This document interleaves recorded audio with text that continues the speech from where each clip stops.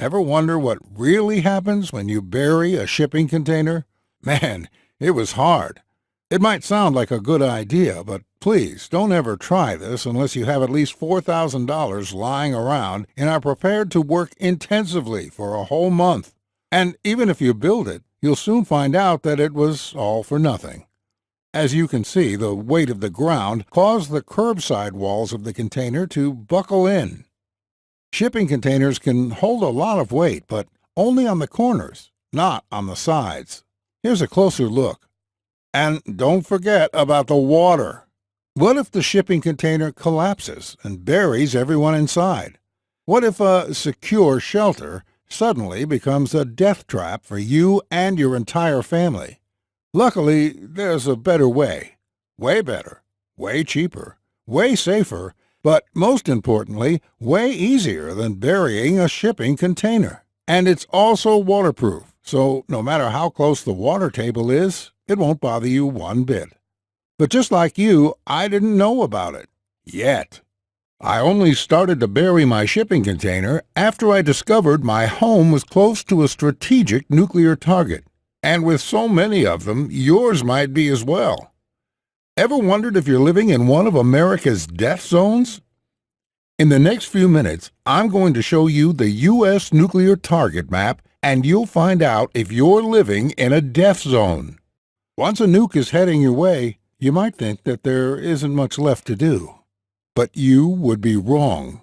Because I'll show you America's natural nuclear bunkers that are also EMP-proof. When the sirens start wailing, all you need to do is pick the closest one to your home where you can take cover before it hits.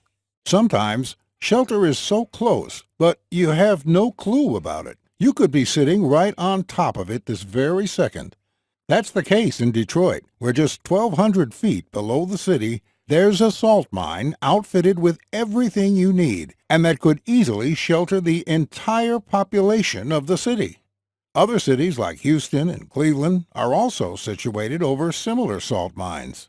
In fact, every state has at least 5 natural nuclear bunkers, and I'm willing to bet at least one is within a life-saving distance from your house. But that's not all, because I'll show you an ingenious method of having a unique kind of root cellar in your backyard or under your house that is designed to also protect you from disasters like famines, hurricanes, EMPs, looters, tornadoes, bullets, and even fallout and radiation after a nuclear blast. Most importantly, it will preserve your water and food reserves year-round, just like your grandparents' root cellars. But it's a lot easier to build. In fact, it's the coolest thing I've ever added to my small backyard. My name is Tom Griffith. I'm a retired 60-year-old nuclear safeguard inspector, and I'm by no means a doomsday prepper. I do prepare, but the old-fashioned way, just like our grandparents did when they put aside some food each year for winter or hard times. Many years ago, when my hands became progressively stiffer with arthritis, I knew that bugging out was no longer an option for me. Leave that to the young people who are still able to deal with the many hardships of living isolated in the woods. And even for the young, this should be a last resort. Bugging out to live off the land is a fairy tale for most. What are you going to do when 10,000 other folks bug out to your part of the woods? Bye-bye game animals, fish, or edible plants.